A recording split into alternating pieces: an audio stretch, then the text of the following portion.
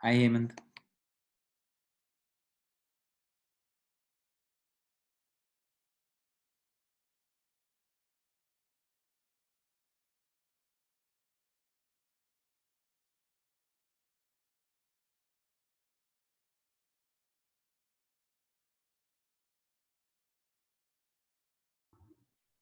Can you hear me? Yes. Okay. Yeah. How many people do you have in the audience now? Right now, we just total RSVPs, you mean? Yeah, total RSVPs, yeah. We had over 800 last time I checked. 800, okay. Yeah.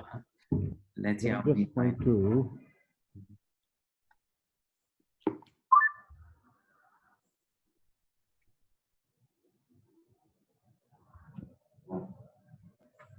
USAID, HSA Associates, US India Strategic Partnership Forum, and the Industry Advisory Council. I'm pleased to welcome all of you to our webinar today on deconstructing the proposed amendments to the Electricity Act 2003. My name is Yash Kansal, and I'm the convener for the Industry Advisory Council. Just a couple of sentences on the IAC. We are basically a joint initiative of the USAID and USISPF, and our key ask is to support the government efforts and the efforts of GTG-RISE under the AsiaEdge program to help the government of India integrate variable renewable energy into the existing grid. We do it through a membership-driven program and have 20 large energy companies as our members in the renewable integration sector. I would also like to mention that during the next hour or so, we would be exploring nuances of the current amendments that are proposed to the Electricity Act, be it across generation, transmission, or distribution. One of the key objectives as we explore those nuances would be to try and see if there are investment opportunities for the private sector that exist during these amendments that are currently proposed.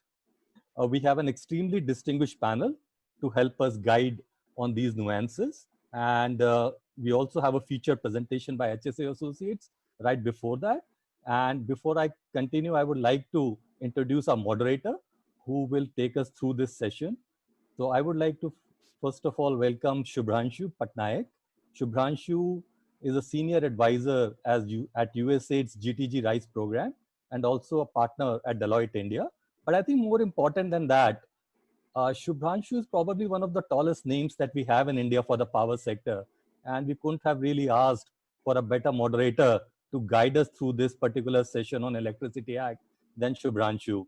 So with those, I think with those words, Shubhranshu, I would really appreciate if you can guide us through this session.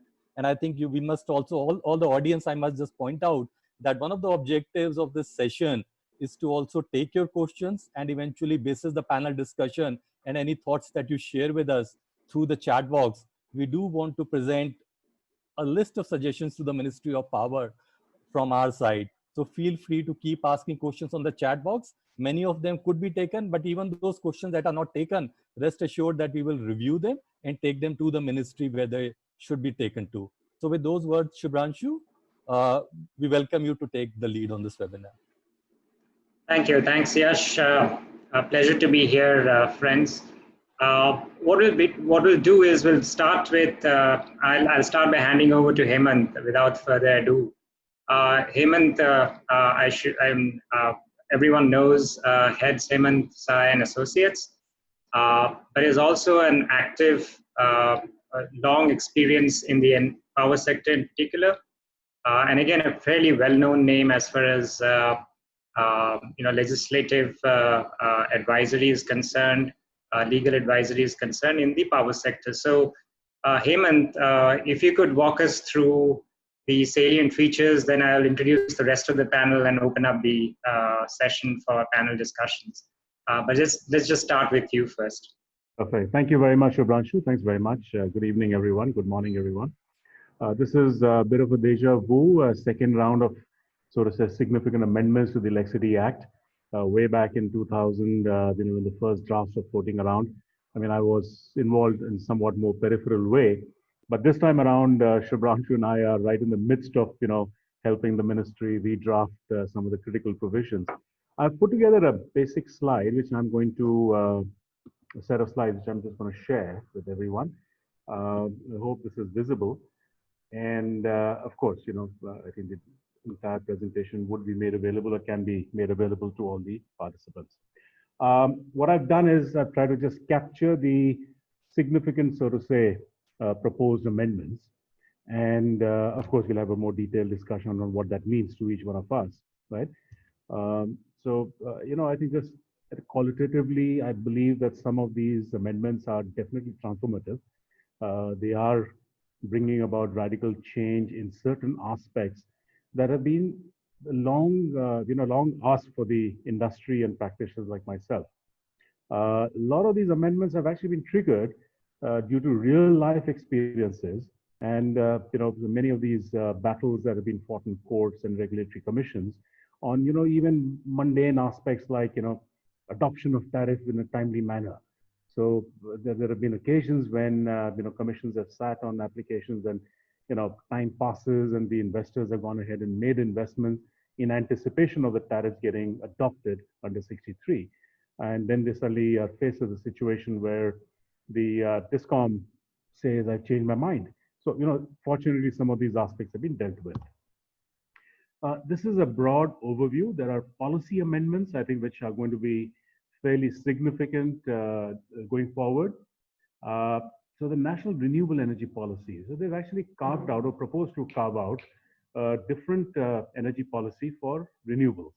Now, India is running the world's largest program on renewables. I mean, no caveat, it is the world's largest. And it's likely to continue, it's likely to be bigger than anything else anywhere else in the world. So perhaps that by itself deserves a separate policy statement from the government. However, conversely, and I think the panelists will talk about it when we get into discussion, perhaps there is a need for an integrated energy policy rather than just a renewable energy policy. So just a placeholder for that.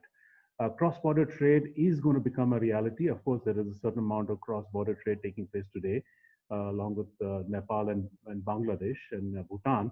But I suspect that we are working towards now bigger regional markets. Certainly a very fantastic, I would say, initiative. I think one of the most dramatic changes or proposals is the Electricity Contract Enforcement Authority. We talk in much more detail on this, but this is essentially contemplating creation of a separate authority only for enforcing contracts. And I think the trigger for this, I think we all perhaps may be aware, that was one of the states which tried to basically say that the existing PPAs are too expensive, etc., and they would like to walk out of it or certainly reduce the tariffs. And I think that did trigger a lot of anxiety amongst the private sector investors in the renewable energy space specifically. But even traditionally, there have been instances, even in thermal, projects where a certain amount of disputes on what was thought to be obvious elements of the PPAs, did creep up. So I think this is probably something that we will all have a view on as to what the scope should be. Apart from that, there are some, functional, what I call functional amendments, true to the current philosophy of integrating J&K into India in more meaningful ways. The Act now applies to the entire country, including Jammu and Kashmir. Payment security as a prerequisite for actually scheduling the path. I think we'll talk a little bit more about that when some of the industry stakeholders comment on this. It's a double-edged sword. Aptel, of course, is going to have some additional powers, which is, I think, generally a good sign. DBT, subsidies to be given directly to consumers. Again, I think a point for discussion. Sub-licensee and franchisee. This is one step towards creation of private sector or private invested distribution networks. Again, there are points of view on this, maybe somewhat controversial, but I'm just going to leave it at that because this will be definitely an issue to be discussed by the panel. Here are some of the key amendments. I'm just going to run through them without necessarily discussing them in detail. But I think just philosophically, one of the criticisms, and it's not necessarily unfounded, is there is an increased centralization of power. This will be tested, I think, in courts. My analysis is that, yes, this is a legislation. If it is passed because it's in the concurrent list, then I think, some of the centralization that is sought to be done through policy and rules may be sustainable and legally sustainable. But anyway, that is something that will be seen in due course. Of course, the whole principle, the philosophy of getting tariffs to be rationalized and be cost reflective, that is now being imbibed in the legislation as opposed to being just a policy statement earlier. I talked about the distribution sub-licensee and franchisees. We'll talk a little bit more about this, but basically this is creating a new player in the pack, so to say, a distribution sub-licensee. There are some very subtle differences between a sub-licensee and a franchisee. Franchisee, as perhaps many people know, is an existing concept in the Act. Neither one of these two require any specific license or a separate license, but I think the scope really of what their functions and their powers and how their tariffs will be determined, what is the regulatory oversight. I think these are some of the issues that Shubhranshu and I are working on right now with the Ministry of Power. So I think the larger story will unfold. Conceptually, I think it's a good idea to bring in private capital and private experience in the distribution space, because traditionally, despite several attempts, and by the way, I must say, despite significant improvement by a lot of the discoms, the distribution leg continues to be, so to say, the weakest link in the chain. The enforcement authority, we talked about it a little bit earlier. The contours of this are actually interesting. There will be multiple benches across the country, headed by judicial members, high court judges. And I think at each of the benches will have definitely a technical member and a judicial member who can be also a district judge, retired district judge. But the chairperson of this authority is required to be at least a high court judge. Somewhat similar to the National Green Tribunal, so it's not a new experiment. It has been tested in the NGT reasonably successfully, and I think attracting or actually invoking some of those experiences may prove to be a good idea. We will have some qualitative comments on this from the panel. Definitely renewables is the way forward. It is the future, not only just in this country, but across the globe. And I think to that end, there is a strong focus, and I think a lot of effort has been put in to create certain enabling frameworks for the renewables. And hydro specifically has been included in the concept of renewables. Run of the river was always part of renewables, but I think storage hydro will now become part of renewables in the policy discourse. Open access, yes, indeed. This is another way of strengthening competition in the supply. While the Act, contrary to what had long been believed, has not gone ahead and taken that step of divorcing content and carriage at the distribution level, but it is certainly trying to increase competition in the supply segment. I think some of these changes, proposed changes, are positive. The regulatory framework, of course, needs to be strengthened and enhanced. The key issue in this is the selection committee. Now, at first flush, it wasn't clear to me, but when I read it again, it's clear. The selection committee is a standing committee.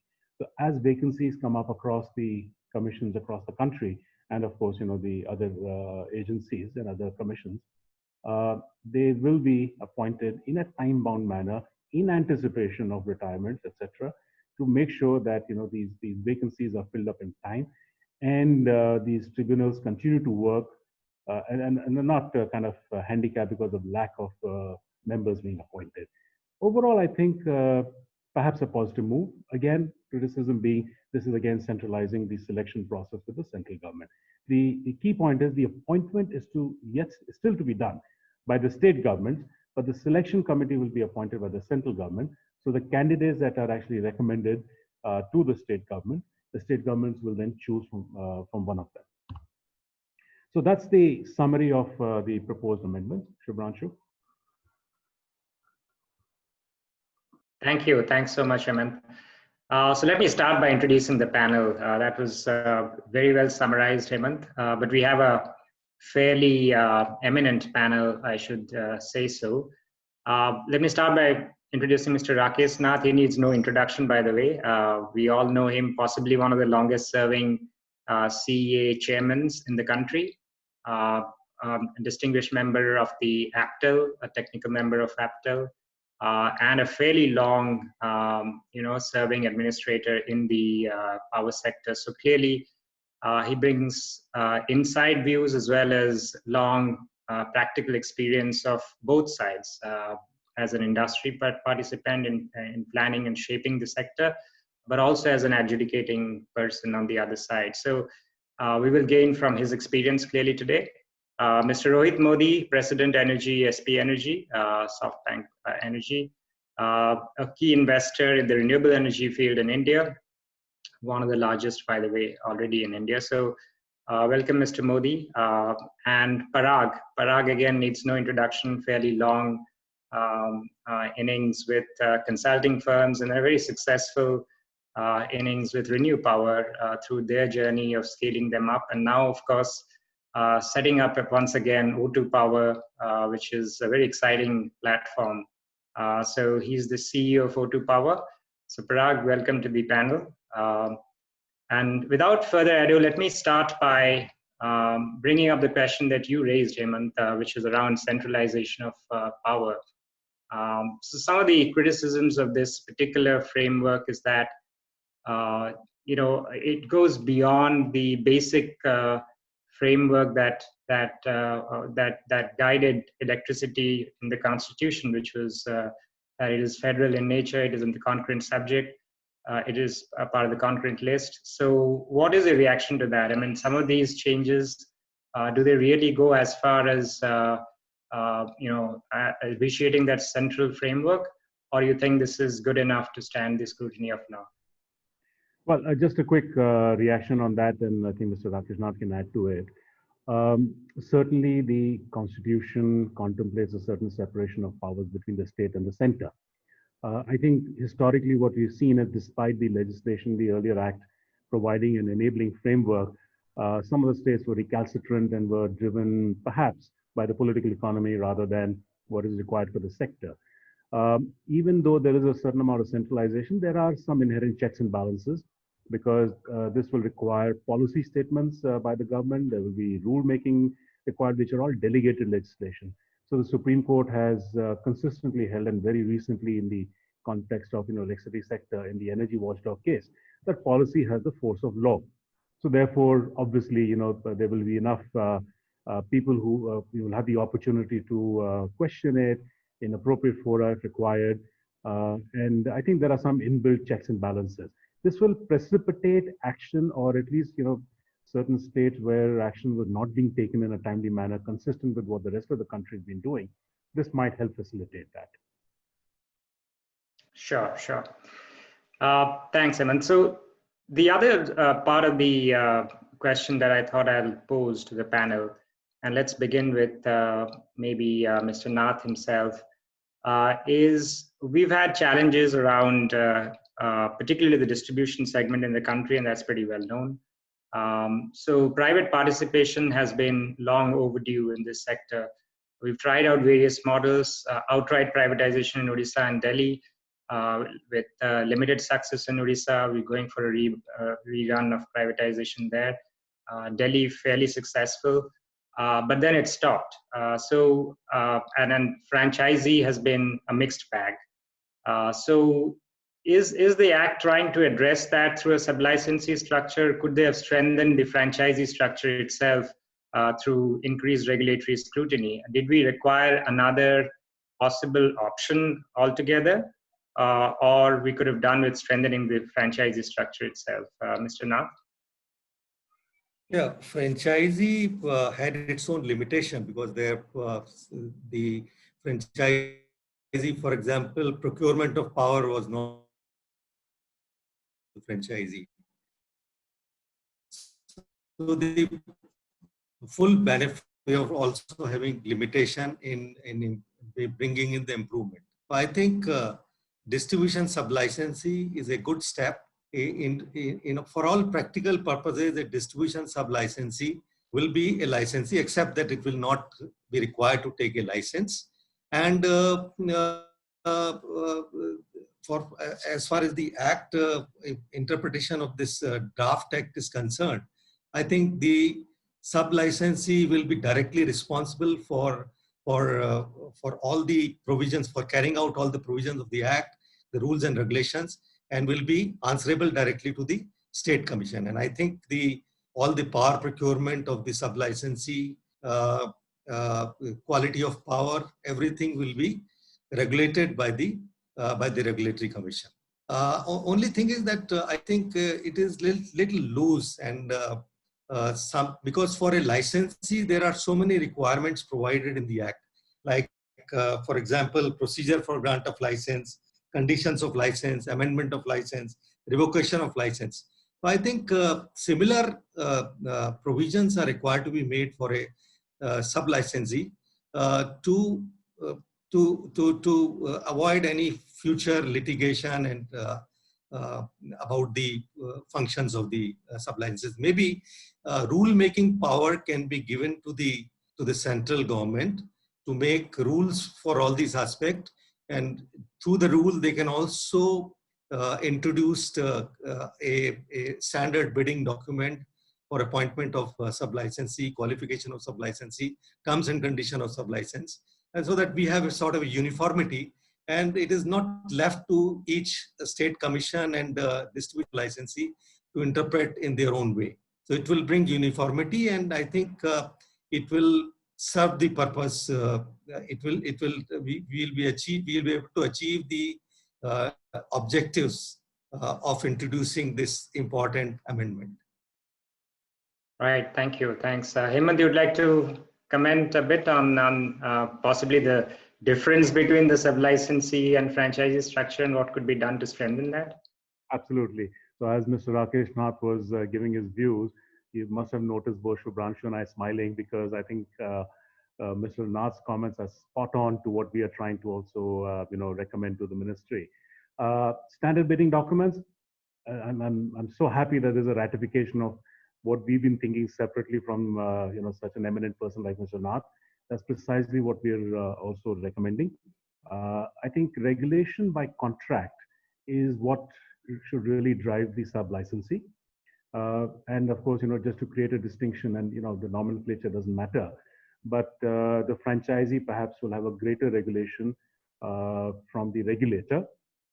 So somewhat akin to the 62 and 63 concepts in generation. I think at the moment, some of the distinction is not very sharp.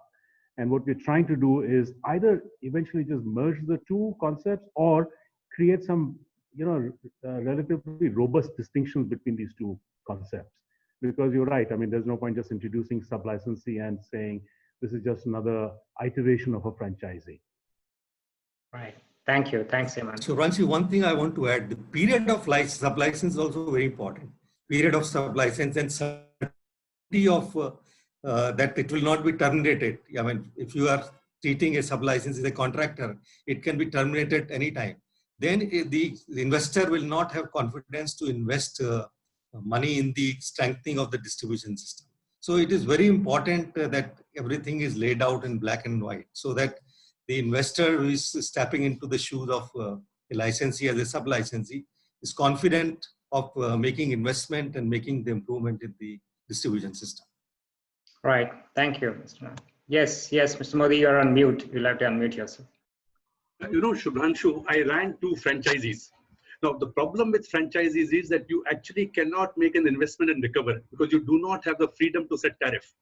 Advantage of a sub-licensee is you do not have to face the hurdles of a complete licensee, which goes through a far more rigorous political process.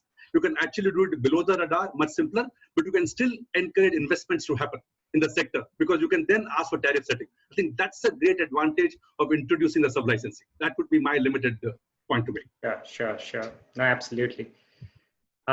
So since you started, Mr. Modi, let's come back to that. One of the most successful outcomes of the original Electricity Act, of course, is that we had a great degree of private participation in generation. And in fact, we're proud to say as a country, the renewable growth has been led almost entirely by the private sector. So having both of you represent the renewables industry is pretty welcoming that way. Now, if I can bring you to the issues of how, for instance, 2 things. One, the RPO framework has been strengthened, and also how you see the payment security related clauses getting strengthened, because there have been issues around how these contracts have not necessarily been honored from a payment security standpoint across states. So maybe first to Parag. So Parag, how do you see the this clauses around RPO and then also on the payment security, those 2 points? Yeah, Shubhranshu. Shubhranshu, on RPO, the power which was with the SERC to fix the RPO has moved to the national tariff policy or national renewable energy policy. So that is good in a way that there will be a consistency. The central government will decide. What is not clearly coming out with is that whether it would be a RPO defined by the central government from state to state, because that's the only possibility. We can't have a one single RPO for across the country.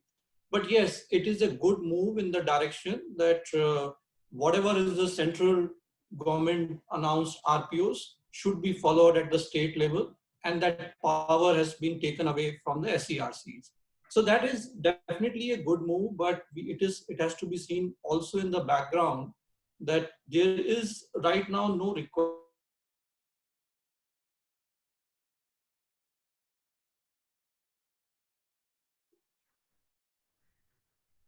I think there's some Support which is being provided for renewables. So what is missing in this amendment is it talks about that without LCs, power should not be dispatched, which is fine, which was the order by the MOP also. But if we recall, when MOP issued that order, MNRE issued 2 or 3 more orders along with it, just to clarify that in renewable, this clause doesn't apply, because states can always say that fine, you don't supply your power if you are not getting paid, but it is not in my control to not supply power. So that's why the amendment was brought in just after the GO of MOP. MNRE came out with a GO clarifying that it is not just that power cannot be taken, power has to be taken and the full tariff has to be paid. So the same clause needs to come out along with this amendment, only then the commercial settlement will really happen.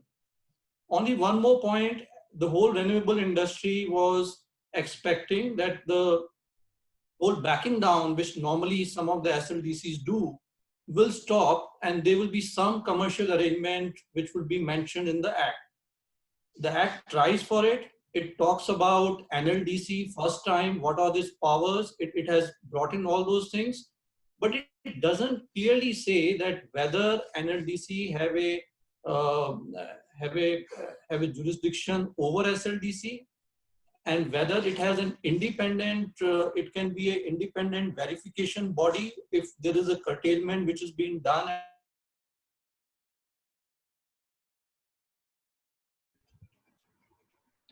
We're having some issues with Parag's line. Grid code. So yeah, that is something which is pending or which has to be incorporated in the Act. Okay, Mr. Modi, your reactions please on both those points on renewable purchase obligation as well as the payment security mechanisms. I want to step back for a second, Shubhranshu. Sure. Legislations are almost always meant to address concerns and bring about clarity. Amendments to legislations actually incorporate emerging realities. To the extent that the amendments recognize that there is a problem with enforcement of RPO, to the extent the amendments recognize that there's a need for payment security mechanism, I think it's a fantastic step forward. So that's my opening remark. It at least recognizes that there are issues which need to be addressed. But as they would say, both devil and God lie in the detail. Are the amendments actually achieving the objectives which they intend to do? And this is where you see some challenges and you'll see some discussion. The Amendment Act itself, that's why it's been tabled. And you see the previous 2 Amendment Acts did not go through. Obviously, one issue which was brought about is the entire issue of centralization of power. So you'll see a lot of step back, a lot of pushback from the states. You've already seen the CM Tamil Nadu writing a letter. That's one issue which will come very clearly. The RPO, if they actually say, look, you are now taking away the entire power of the state. If they were to say, look, we will allow each state to have a trajectory of their own in a time-bound manner, over a 10-year period, 5-year period, that's the percentage you need to reach there. It would be a fantastic step. If you say center will determine it, Where will ownership come in, enforcement come in, adoption come in, remains a moot point to be discussed. That's as far as RPO is concerned. On payment security mechanism, fantastic intention, but the way the clause has been worded maybe creates more troubles than solve it. I think fundamentally what every single player, investor, whether it's Parag, me, anybody else, has been asking is we want contract sanctity of the contract to be honored. If you have signed a contract, please honor it. One way we were asking was a must-run status and a deemed generation status. They thought, let's create an LC, it's a fantastic mechanism. Problem is, what if the state government discom consent does not create the LC? You've now thrown the baby out with the bathwater. Very well-intentioned clause, but I don't think it achieves the intended objective. That would be my limited observation. Shubhranshu. Right. No, absolutely valid points there. If I can come to Mr. Nath, sir, on the Mr. Modi referred to the sanctity of contracts, and we have a whole section dealing with the Electricity Contract Enforcement Authority. How do you see that operating? Is that while Hemant rightly explained the clauses and the whole section dealing with it, do you see that as a welcome step, or do you see that as possibly stepping on the jurisdictions already existing with, let's say, APTEL as well as CERC to a certain extent, and the SCRC? So where do you see the separation of powers, and do you see this being effective enough, or is it just another creation under the Act? Yeah, according to the provisions of the Electricity Act, the state regulators have to balance the interest of the generators and the utilities and the consumers. Now, over the year, their feeling is coming amongst the investors that they are more inclined to I think the step taken in creating the intention of creating the enforcement authority, I think is a welcome step. But the way it is drafted, I do not think it will serve the desired purpose, because what they are saying is that tariff and tariff-related issues and regulations are excluded from the jurisdiction of this commission. Now, if you exclude the tariff and regulations from their jurisdiction, there is hardly anything. The powers are very limited, and there have been interpretation of tariff by the appellate tribunal in various judgments, where tariff also includes the payment security mechanism, terms and conditions, payment against the contract, and all those things. So there will be hardly any authority which will have full jurisdiction to adjudicate on the disputes between the licensees and the generating companies. And in this way, we'll have, and the powers of the state commissions to adjudicate can be removed. So the state commissions will be responsible only for making regulations and determining tariff, and adjudicating matters will be dealt by this authority. Will be a single authority, and of course it has to be properly strengthened. We have to have at least 5 or 6 benches working in each region to take care of the number of cases which come up in the various states. And the constitution has to be in similar manner as the appellate tribunal, 1 technical member and 1 judicial member. I think that will be the right thing to do, to segregate the regulation making authority and the adjudicating authority. If the way it is worded now, I think there will be so many disputes relating to jurisdiction, overlapping of this jurisdiction between state commission and between the commission and the this authority. And also, if there is a matter which is involving more than 1 issue, then you will have to have multiple litigation, 1 in the commission, 1 in this authority.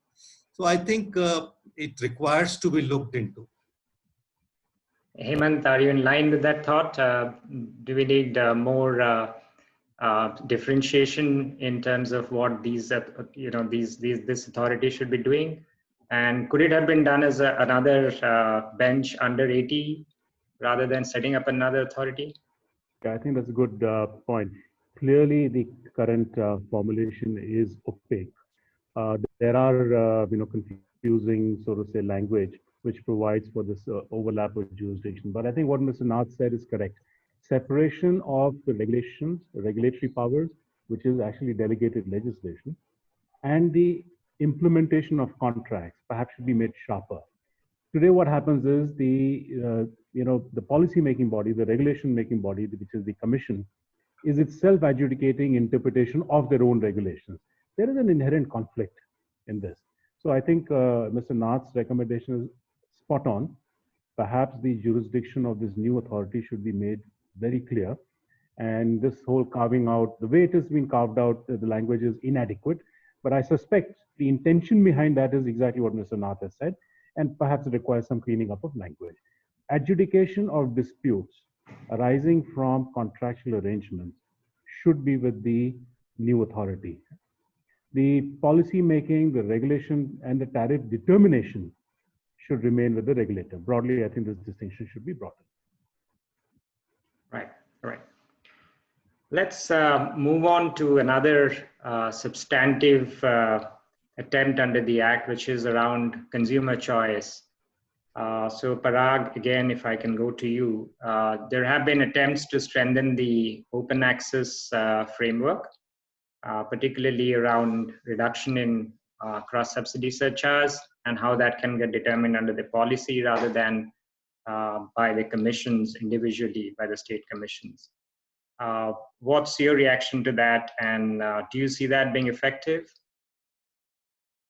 Look, Shubhranshu, the whole industry was expecting a more forceful amendment in this line. We were expecting that there will be a separation of carriage and content rather than this piecemeal reforms.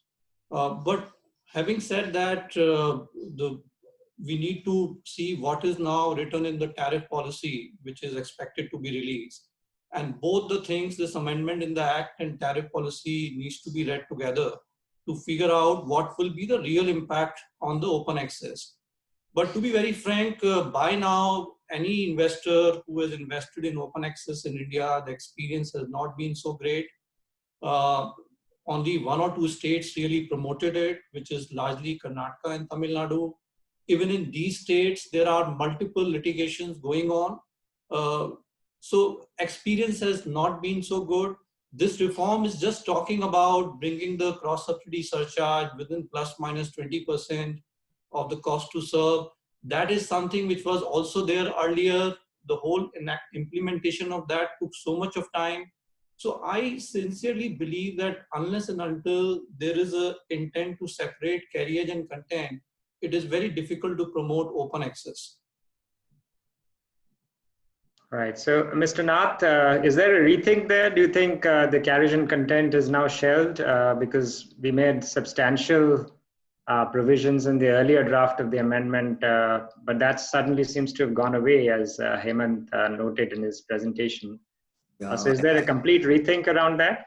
I think there is a rethink. Probably it has been probably shelved for the time being, because the government, I think, probably have seen a lot of problem in the implementation of separation of carriage and content.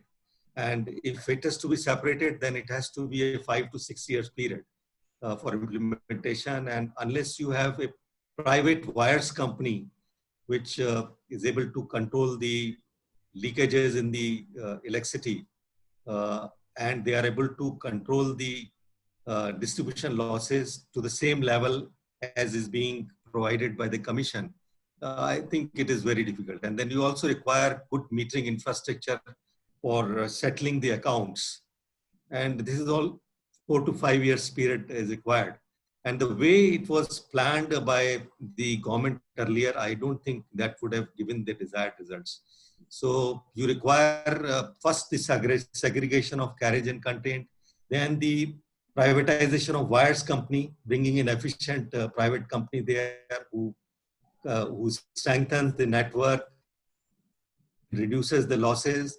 3 to 4 years it takes to put the metering system, to have a database for the pattern of loading pattern of the consumers, because the supplier will require the pattern of demand of the consumers also, and only then you can bring in multiple suppliers. So it's a long process, and if you continue to have the state distribution company to operate the wires company, I don't think it can be implemented.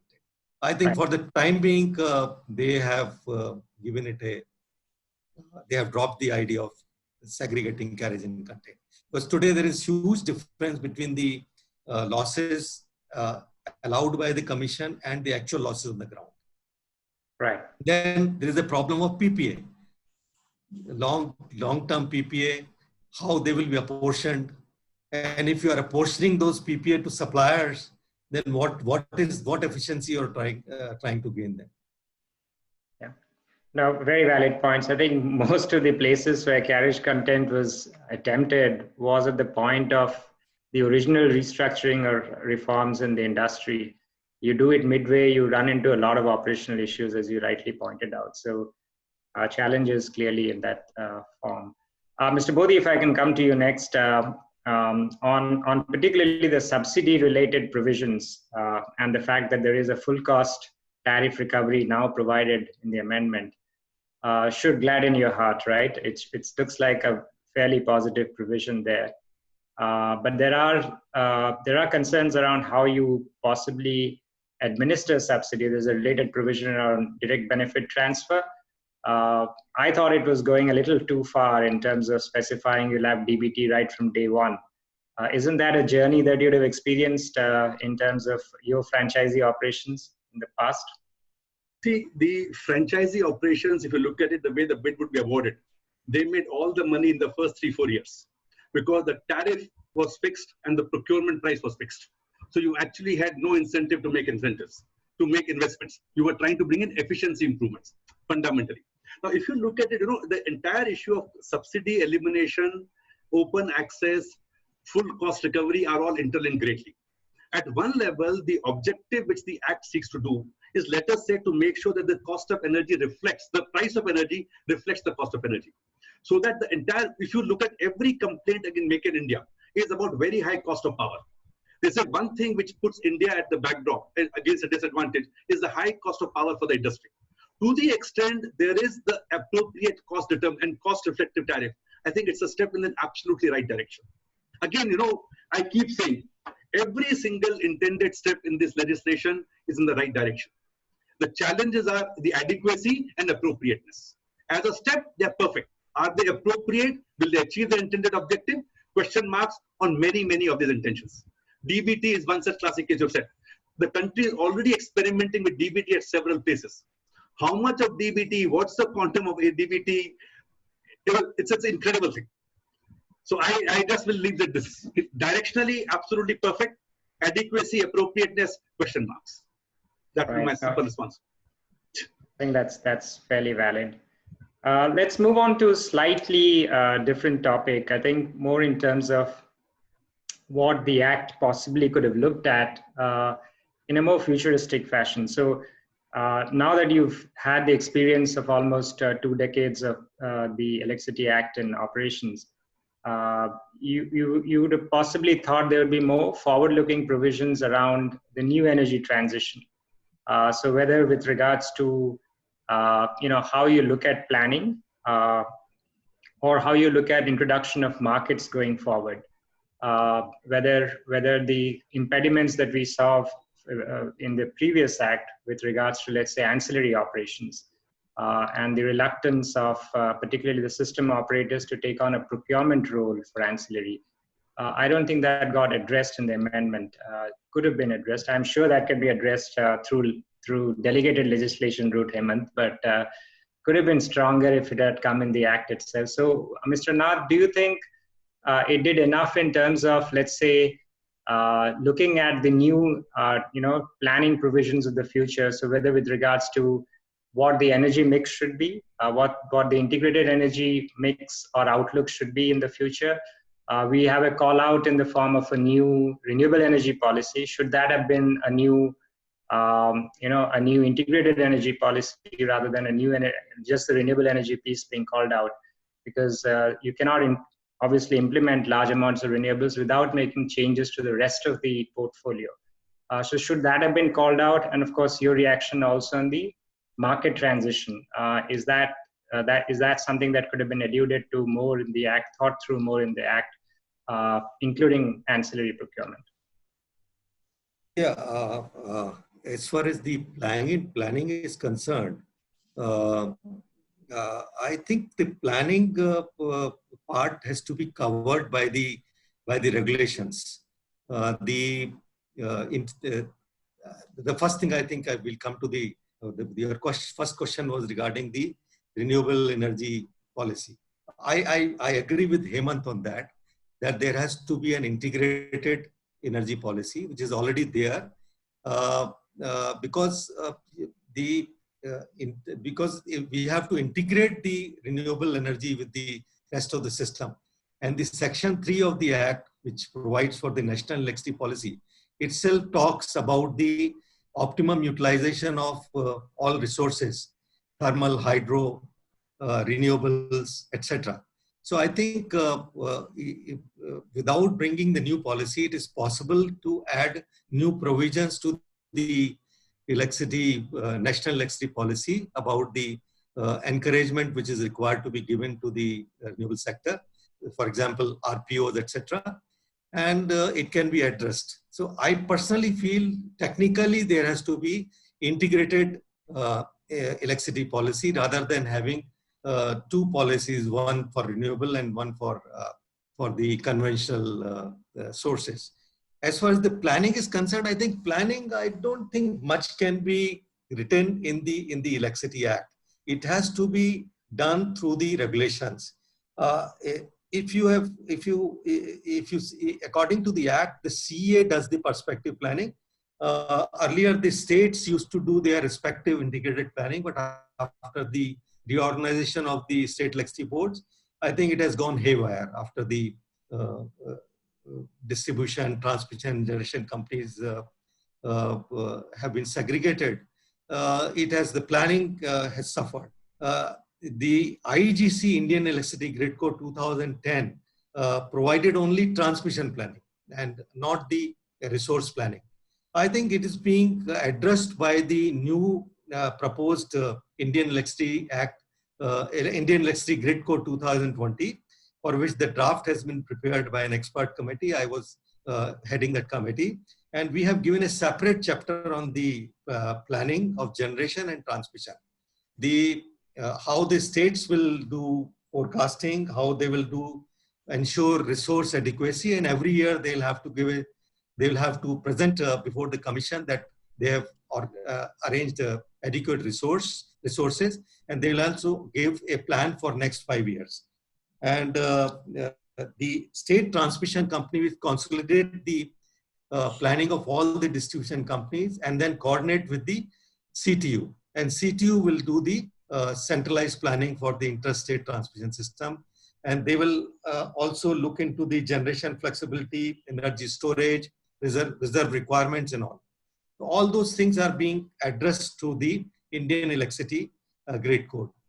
I agree with you that some more forward-looking provisions should have been provided in the amendment, like development of market, the ancillary services and the futures. I think that ministry, I feel, is working on that. Probably in the next amendment it will come. But you might be knowing that futures also, future markets, forward derivatives market. There was some issue between SEBI and the CERC, which is now being sorted out.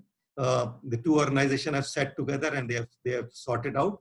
Probably they are waiting for Supreme Court. They are going to Supreme Court together, and probably it will be settled. And probably in a year's time, we will probably see policy coming from Government of India on the power derivatives. Ancillary service, of course, could have been introduced, but I think CRC is already working on it. The real-time market has been introduced, and in the Indian Electricity Grid Code 2020 draft, we have given a detailed chapter how ancillary service market will operate. The primary response will be mandatory, statutory, and it will be provided by all generators, including the solar and wind, if they have the subject to the availability. Only in the ramping up side, if they have additional capacity available, they can provide primary control. And the secondary control will be through automatic generation control. Signals will be generated through the load dispatch centers, as you have rightly said, and they will be procuring the power from market for AGC. And I think for that, new regulations will come in. I think in a year's time, we will see draft regulations coming, and maybe in year 2022, probably ancillary services market will be in position. Sure, thank you. Thanks, Mr. Nath. Parag, if I can come to you, there was a whole section on independence of regulators, state regulators in particular, through the appointments route. And that's an obvious elephant in the room, which had to be confronted. Despite how we had conceived of the regulations working in this country, state regulatory independence has been an issue. So how do you react to that? And I know there are challenges around how states react to it, but overall, do you see that going through? How do you see that progressing? And what's the industry reaction on that? Sorry, go ahead. No, I think it's a great move, very positive move, that there will be only one committee which will appoint State Electricity Regulatory Commission members and chairmen. So industry is taking it very positively. As Mr. Rakesh Nath also mentioned, there was always an image of SERCs that they are more pro-utility because most of the people have worked in the utility. Now, having said, if there is an independent body at a national level which is appointing these people, we see it as a very, very positive movement. Right. Mr. Nath, if I can just go back to you, there is a mention of HPO as well in a way, or hydropower obligation, but it just got defined and then nowhere addressed in the rest of the Act. Was there a thought around bringing in HPO and fell short? Would you be privy to that? I think the intent is to bring HPO, but there is no clarity which is coming out of the Act. I think probably it will come through the policy document which the Government of India will give. I feel that I agree with Parag that you can't fix the segregation of RPOs for all the state. You can't have the same solar and wind and HPO targets for all the states. Some flexibility has to be given to the state commissions. Probably the broad overall target can be given by the government, and how it will be met through wind, solar, hydro should be left to the regulators. One provision which I have seen silently coming through the rule-making power is the generation purchase obligation, which I think and the bundling of which is not mentioned anywhere in the main body of the Act, but it has been put only in the rule-making power. Firstly, the rule-making power cannot be there unless there is a equivalent provision in the main Act. So I think firstly, the bundling of renewable and thermal, I think it's not a good move. It is not the optimum utilization of the resources, and also the renewable generation obligation I think is not required because we are already having RPO, and there are huge problems in the implementation of the renewable generation obligation. So I think that should be taken out of the Amendment Act. Hemant, if I can come back to you on what do you conclude as the elements which definitely need to be strengthened, which you find a little weak? Which are the elements, top 3 elements, if I could ask you that, which you think should be strengthened? A good question. I think clearly the larger philosophy and objective is to create an appropriate framework for private investment. So therefore, this whole franchising and of course, the distribution sub-licensee format needs to be thought through in greater detail. And I think the appropriate distinctions, or even if it has to be merged, that should be done with the right indicators and signals for the private investors. The second point I do want to talk about a little bit, which you rightly alluded to, is this act, the proposed amendments, are they still forward-looking or not?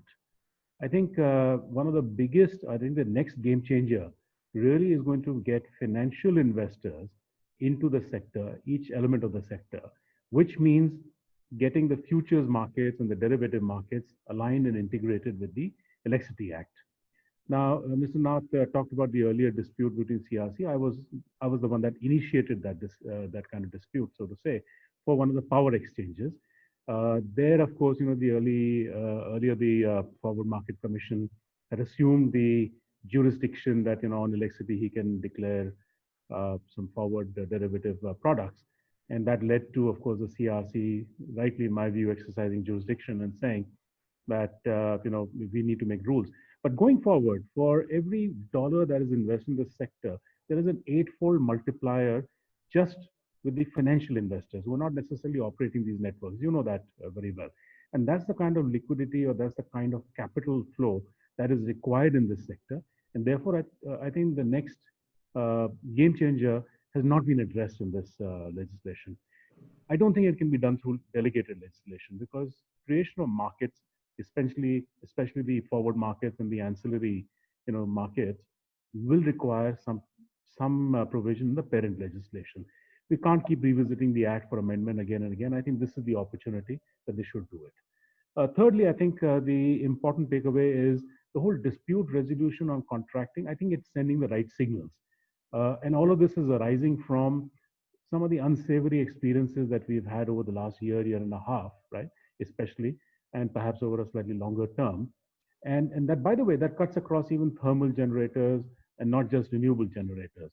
So the thermal generators have equally faced problems under their PPAs, under their contracts. And similarly, the private sector distribution networks, wherever they exist, they're also constantly facing, disputes, just regulatory set of disputes. So segregation of the regulation and the law-making powers and the enforcement and the dispute resolution, I think, is a good move. We've had these bizarre situations where the state regulators, after hearing a matter, contest very hotly there to defend their own decisions in the appellate body and all the way to the Supreme Court. That's not their role. So I think these are the 3 main takeaways that I have. No, excellent summary. Mr. Modi, what would you like to see strengthened? I can come to you. Yeah. No, thank you. This afternoon we had a meeting with the new Secretary MNRE. And I will tell you what the industry represented to Secretary, and that will tell you what the aspiration of the industry is. The first point which emerged very clearly was must-run and deemed generation status if you want to promote the RPOs, the renewable energy. That was point number 1. I think the Act falls short on that count. The second, very clearly, was, the Act talks of adoption, tariff adoption in time-bound manner, but it needs to go further. Tariff adoption is the first step. It needs to go to both PPA and PSA being signed in a time-bound manner. Only then the investor is sure that his money is safe. So we need to add tariff adoption to PPA signing and PSA, the power purchase agreements, a power sales agreement, in a time-bound manner. That's point number 2, very, very clearly. I think third, obviously, is the issue of payment security, but which can be covered by must-run. We can deal with it. One point which I want to make, everybody is talking of the Act having to provide for derivatives, forwards, ancillary services. I think Act is not yet the place. The country is not yet ready today. It has to come in the policy first. Because policy, as Hemant said, has the force of an Act, has the force of a power. But if policy lays out the roadmap, then you have freedom to work out the mechanics. Act ties down, and you could actually be doing more damage than good. So my only thing is, Act is implementing the roadmap which has been laid out. We first need to lay out the roadmap. That would be my observation. And very clearly, I think the entire issue of enforcement of RPO is whether it's enforcement of RPO by law or by incentivizing and disincentivizing. Differential RECs could be one way of incentivizing. So you need to align the market forces. Mere enforcement will not work if the market forces are not aligned. That would be basically be my take on the entire story. Parag, your summary. So first of all, whatever Mr. Modi has said, just one step further to each of the points. On the must run, there is already an order of MNRE to say that it is not just that LC is not paid, that power need not be purchased. It has to just go beyond it, that we need to pay. And it is not in our control to regulate the power supply. So that is on the must run. Secondly, very similar thing which is happening is related to if we see there is a clause which also talks about the contract enforcement. People have talked about ECAE, but this is something which was long expected. People have experienced what has happened in Andhra. There's so much of confusion because of this ECAE. What would be tariff? Whether a change in law, whether a CUF change, if there is a contractual dispute related to these aspects, whether it will be considered related to tariff and then you have to go to a regulatory commission, or whether it will be considered as a change in the contract and you have to go to ECAE. So move is very good, intention is very right, but it needs to be defined very clearly. And the last point, which is again related to must run and deemed generation, which is that there need to be at least a line which states that NLDC has power to investigate. The real problem in the industry is that any DISCOM or SLDC can just say that because of some emergency reasons, we have backed down renewables. And there is nobody to investigate that. So if NLDC has an investigating power and regulators just go to NLDC to figure out whether it was really an emergency or it was not. So I think these couple of things needs clarification. Right. Mr. Nath, your concluding remarks, sir? Yeah, I think for me the clauses relating to electricity contract enforcement authority needs to be strengthened. The clauses relating to the distribution sub-licensee, which is, I think, a very important amendment, should be clearly specified. And I think the concerns of the renewable generator about the payment security and must run should be addressed, because I think this is a major concern. In the electricity IEGC 2020 draft, we have given we are trying to cover it that if the load dispatch center is giving the directions to back down, then he has to record all the detailed reasons why it was done, and the backing down at the RE generator should not be done for the economic reason, but only if there is a problem in if there is a transmission constraint, and there also it should be the last to be back down.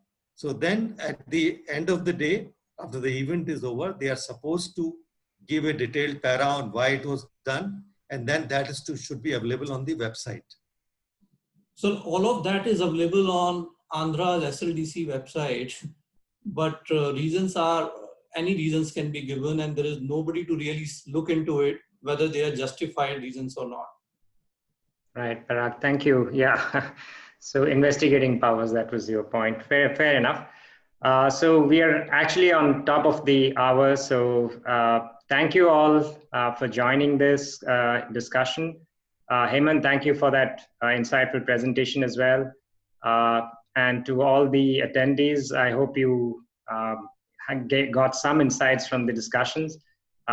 If you have follow-on questions or if you have follow-on comments, you can write into Siddharth or Yash at USISPF, and any of us could pick up and answer those in the as we go along. So thank you very much. I hope you gained from this discussion. And finally, over to you, Yash.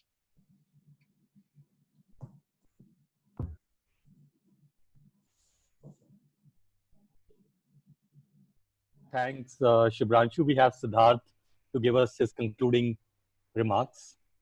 Sure. So that's. Thank you, Shubhranshu. Thank you everyone on the panel for this lovely discussion. To all the attendees, please do reach out to us if you have any questions or if you want USISPF IAC membership related queries. We will be preparing a representation through this panel for Ministry of Power that we'll be submitting soon. We'll also make this recording available on YouTube. We'll reach out to all of you. Thank you so much. Thank you. Thank Thank you. you. Thanks very much. Thank you very much. Okay.